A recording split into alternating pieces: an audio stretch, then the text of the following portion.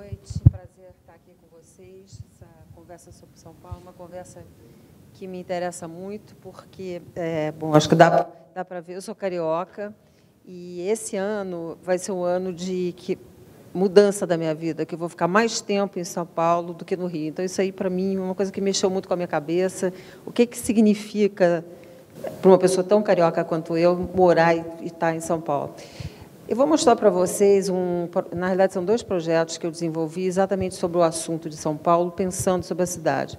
O que era a minha questão? Minha questão era muito pensar sobre o pertencimento. Como é que você pertence a uma cidade tão gigante? Como é que você pertence a uma cidade que praticamente não tem fim? Por onde você olha, ela se espalha, por onde você olha, ela cresce e, sobretudo, ela se modifica sem parar. Então, para uma pessoa que nasceu e cresceu com referências geográficas tão fortes como uma carioca, a praia, o Cristo, o Pão de Açúcar, enfim, essa coisa do Rio de Janeiro, São Paulo teve sempre um elemento de mistério, porque é como se eu estou sempre procurando onde eu estou.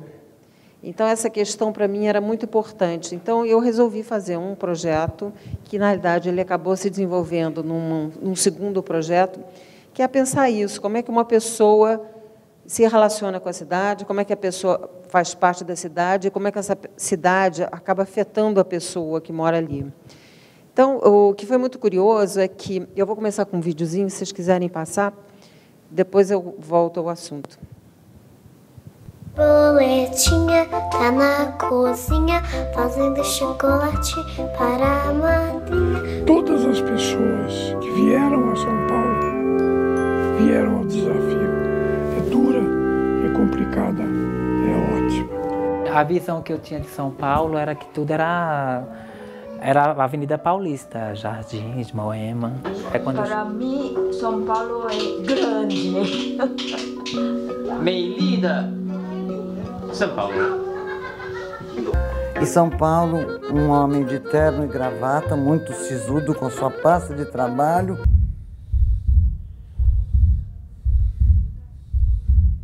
São Paulo, paixão, viu? Porque aqui tem que ter paixão para morar.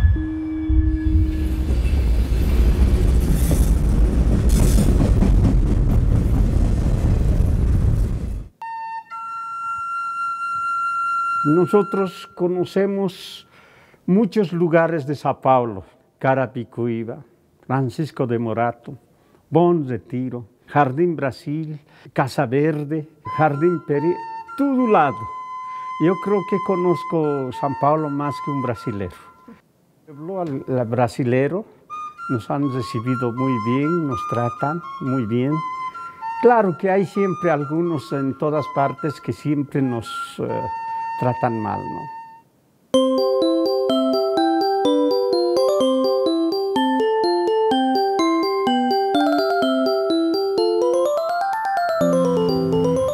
Mas eu tenho uma palavra de São Paulo: amor. A gente fala de São Paulo, mas a gente não sai daqui.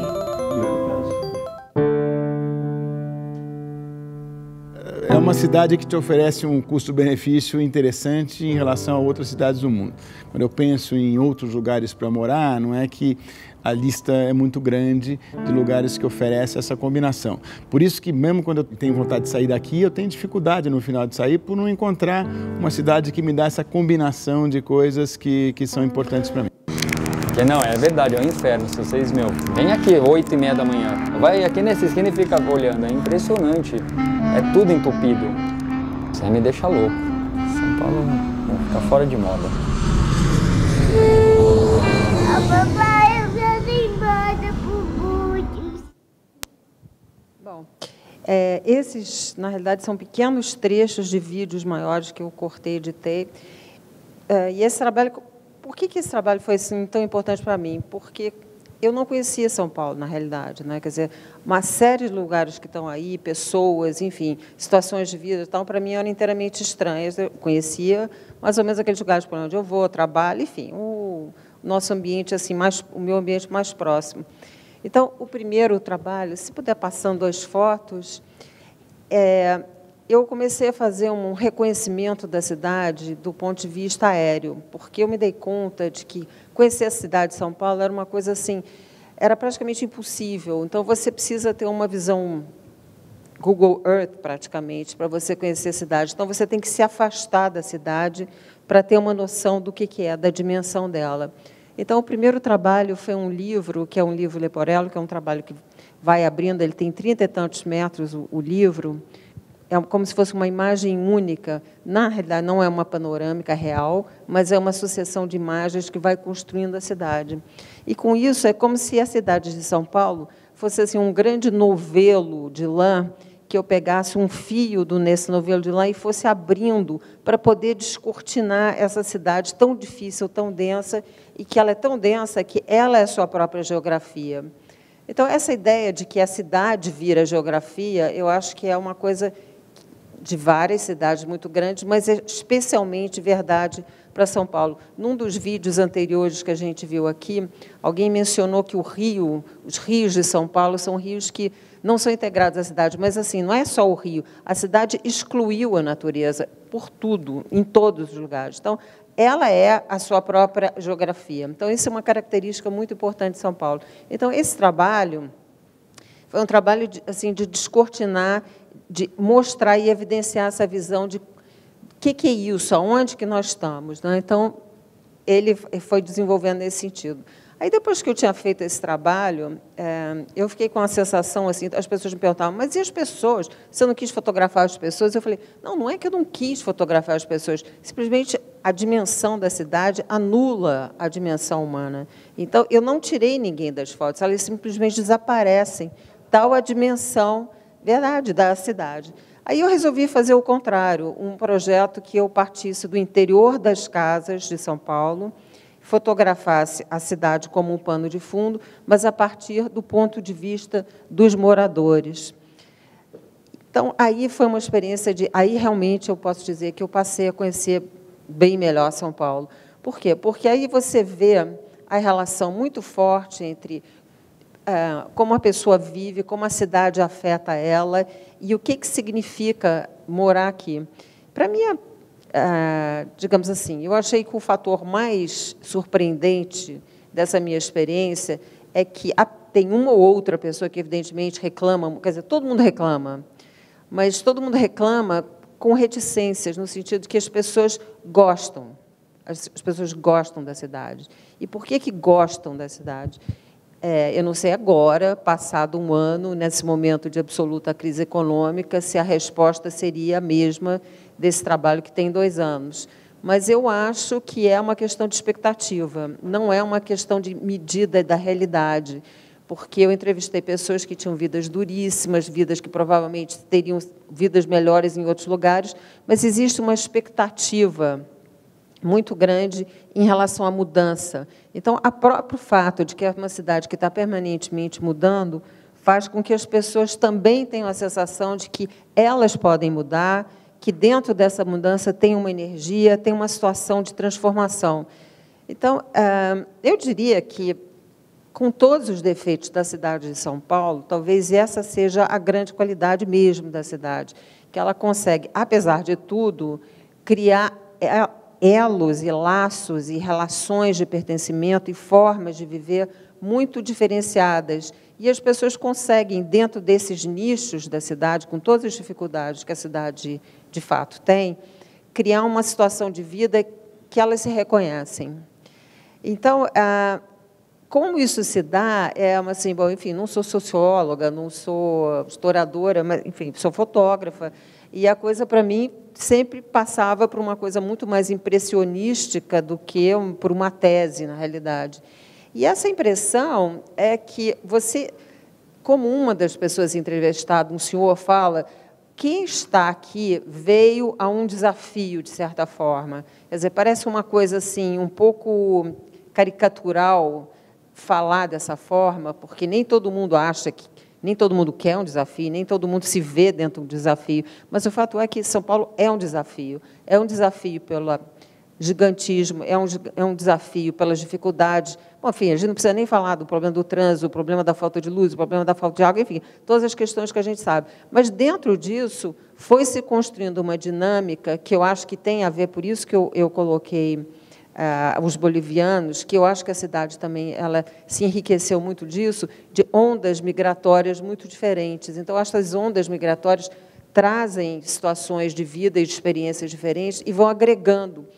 E as pessoas, na medida que vão aqui até essa região do Bom Retiro, já passou por várias gerações diferentes, né?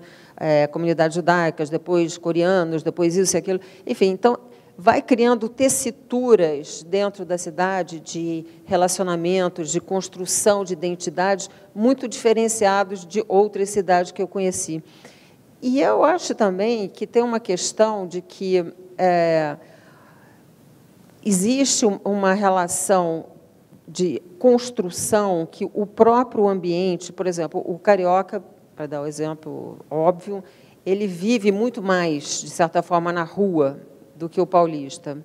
Por quê? Porque nesse trabalho sobre os interiores, que chamei entrevistas, eu sempre fotografava as pessoas no final do dia, quando elas voltavam para casa. Então, tinha um período bem curto de tempo, entre 6 e 8 horas da noite, que fotografava, entrevistava, enfim, foi uma coisa assim, muito concentrada. Porque, digamos, é a hora assim, de um certo recolhimento das pessoas. Então, é uma hora que a cidade fica do lado de fora e as pessoas, de certa forma, ficam resguardadas naquele cotidiano delas. E, dentro desse cotidiano, você via os elos de ligação com a comunidade, com os vizinhos, enfim, toda uma trama que ia acontecendo dentro dali. Mas o que eu acho mais importante dentro dessa experiência é que, para mim, que eu fui, de certa forma, procurar, nessa história de São Paulo, essa compreensão do que é o pertencer, a mim ficou claro o seguinte, de que o pertencimento é a rede social da pessoa. Então, por mais que a cidade tenha esse caráter tão anônimo, o fato é que, como é uma cidade em cima da construção, em cima do trabalho, e muito pouco em cima do lazer, o trabalho gera formas de dependência, interdependência, conexão muito fortes. Então, as coisas vão se somando a partir dessa própria construção. Deixa eu ver se tem mais alguma imagem. Passou tudo? Está voltando.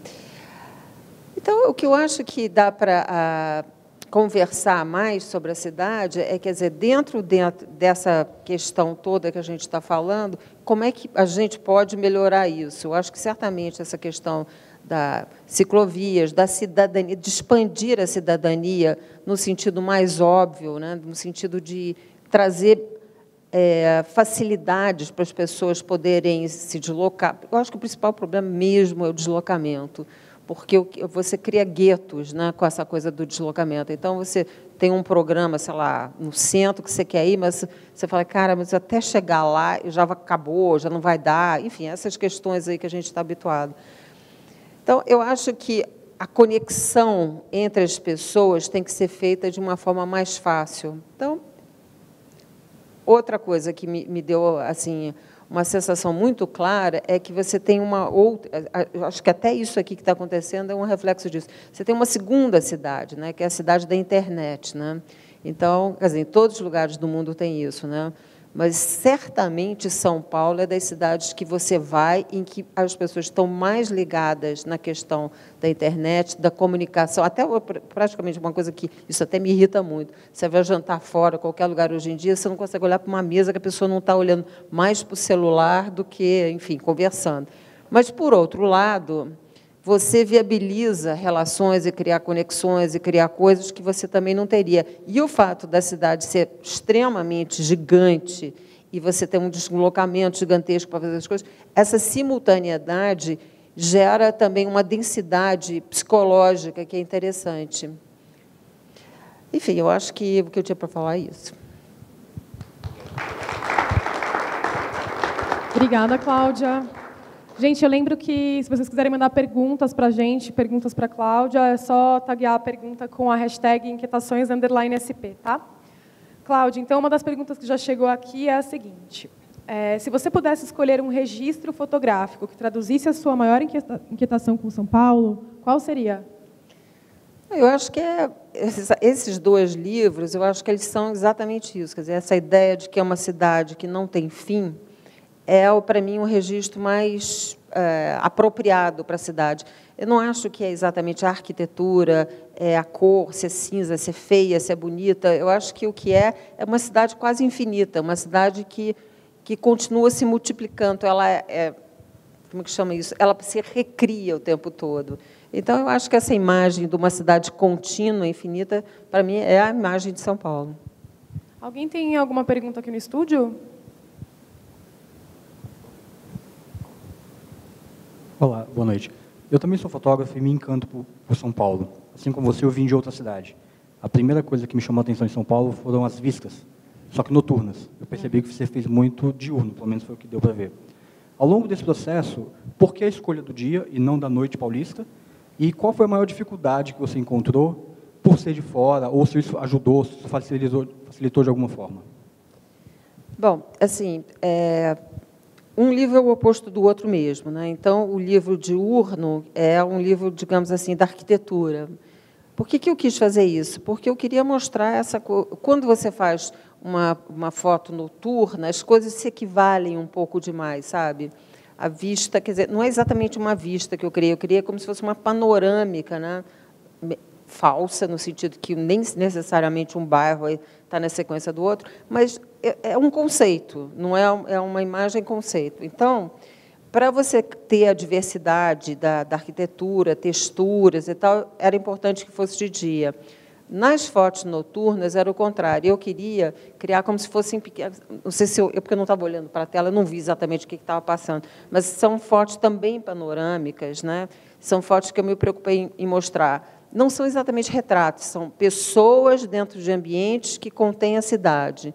Então você tem sempre alguma janela sobre a cidade, que aí sim a cidade é iluminada, a cidade teatral. E dentro você tem como se fosse um pequeno cenário, como se fosse um setting de filmagem mesmo. Por quê? Porque aí você cria essa relação de intimidade e, ao mesmo tempo, a cidade é um pano de fundo. Agora, quanto à dificuldade, as fotos aéreas eu fiz de helicóptero e, em algumas, eu subi no topo de prédio. Então, foi assim misto. Misturei as duas coisas. As fotos de dentro... Aí, sim, foi muito difícil fazer, porque eu fotografei mais de 70 casas, então, você conseguir todo o processo de autorização, as pessoas entenderem o que você está fazendo, que você não está ali para sacanear, você não está ali para, enfim, tirar proveito. E, ao mesmo tempo, as pessoas... hoje em dia, todo mundo tem essa obsessão do retrato tipo selfie, feliz, rindo. Não era isso. Eu queria uma fotografia absolutamente intimista, uma coisa que a pessoa não estivesse posando. E, ao mesmo tempo, não era um retrato da pessoa, era um retrato de um contexto. E aí, tanto do ponto de vista técnico, de como organizar, porque nenhuma dessas fotos é uma foto, são 5, 6, 7 fotos que você vai montando, vai criando. Às vezes, o cenário não é exatamente aquilo que vocês estão vendo. Então, tinha muita dificuldade técnica e tinha dificuldade de chegar às pessoas. Aí, para chegar às pessoas, foi assim, através de amigos, e também eu chamei um produtor de cinema para trabalhar comigo, que ia fazendo locação. Bom, enfim, aí foi um processo desse tipo.